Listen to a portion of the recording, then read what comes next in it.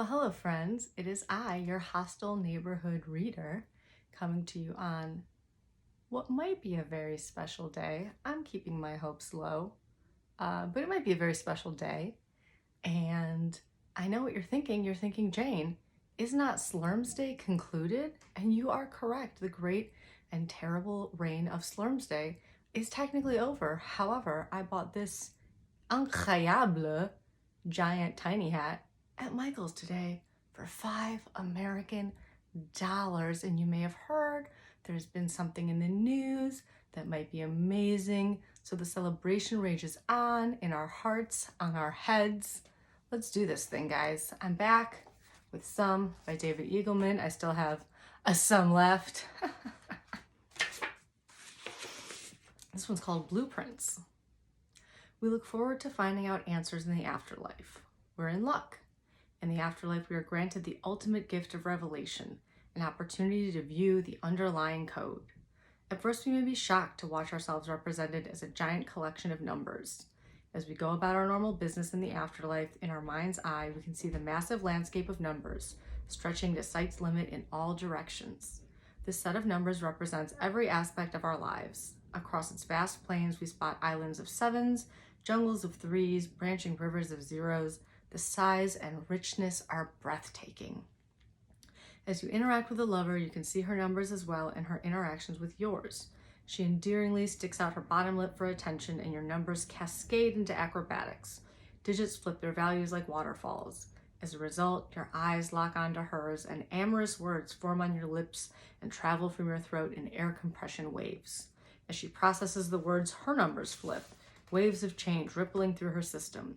She returns your affection as dictated by the state of her numbers. My goodness, you realize on your first afternoon here, this is totally deterministic. Is love simply an operation of the math? After watching enough code, a new notion of agency and responsibility dawns. You watch and understand all the signals that lead to a driver stomping on her brakes as her numbers are changed by the numbers of the cat walking in front of the wheels. You can even see the code of the fleas that leap off when the cat leaps. Whether the cat is struck or not struck, you now understand, was not in anyone's control. It was all in the numbers, married together in a gorgeous inevitability. But we also come to understand that the network of numbers is so dense that it transcends simple notions of cause and effect.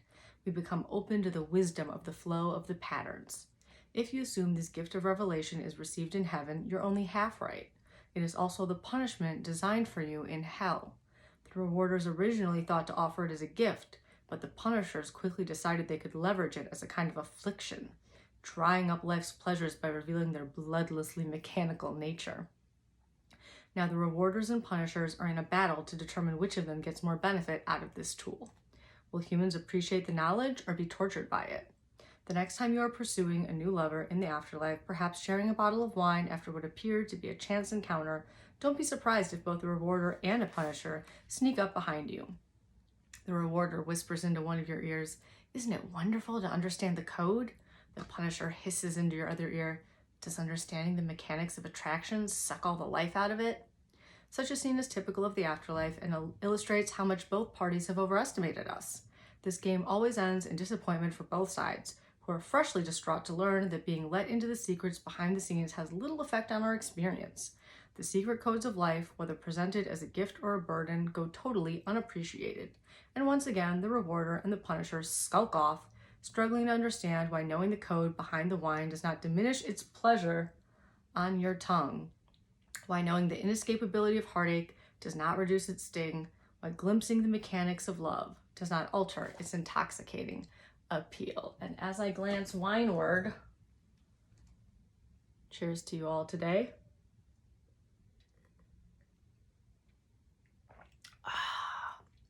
Also, if you want to turn this book into a fun drinking game, go back and drink every time he says lover. I feel like it's a lot. Anywho, that's all I've got for you today. I hope you are celebrating irresponsibly. I hope you're having a irresponsible bacchanal celebrating, but also with like one other person who already lives in your house because,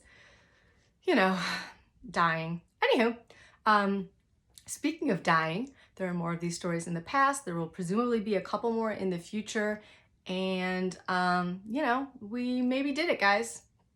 Cheers to you a second and third and fourth time. I will be drinking this as soon as I hit end. Bye!